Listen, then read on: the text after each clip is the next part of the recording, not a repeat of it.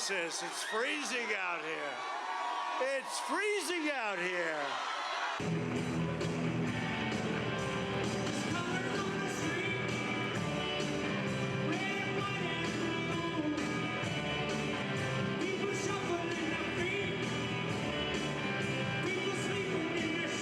But just as a political matter, I do think it will surely help him. It will raise his, he has an extraordinary ability to make true the saying that all press is good press. He has a way to use all, he sucks all the oxygen and can always turn, if the camera is on him, he will turn it to his advantage. The danger with the indictment, whether or not it's a strategy, is that even among people who are not part of that hardcore base, it could trigger sympathy for him. And in America, we tend to hate our political opponents more than we love our own team. So I think there are many Republicans who are not necessarily part of that hardcore base, but who still have some, the former president has some appeal for them. Those people who might have been embarrassed by January 6th, who might have been disappointed by the last election in which the president was really an anchor for their side, might rekindle their affection for Trump if they think he's the subject of a kind of politicized indictment.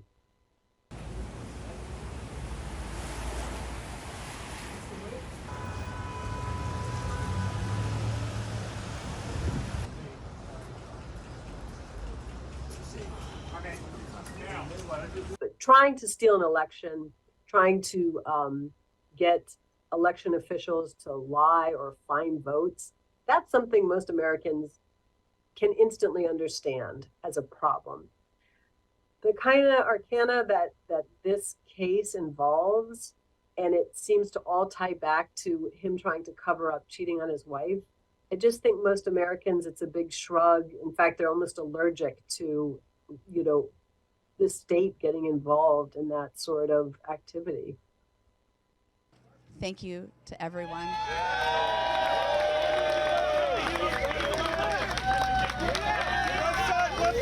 You already see that some of the Republican leadership who clearly don't like him and would like him kind of off stage at this point now feel compelled to defend him against the indictment. And a very similar phenomenon, I think, is going to emerge or is emerging among voters.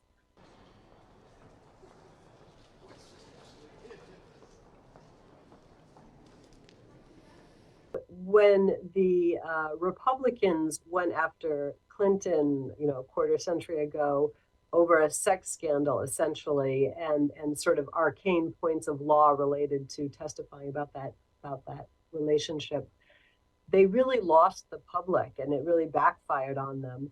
And the fact that this is not one of the cases related to the election or even the documents, mishandling of national documents, but to arcane campaign finance law violations related to trying to hush up marital infidelity, seems to be one of the weakest ways to attack Trump.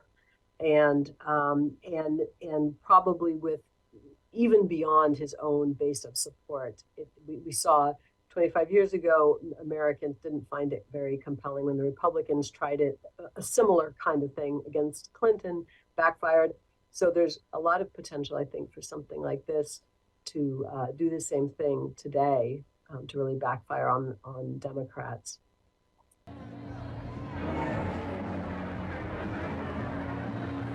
But I want to say one thing to the American people. I want you to listen to me. I'm going to say this again. I did not have sexual relations with that woman, Miss Lewinsky.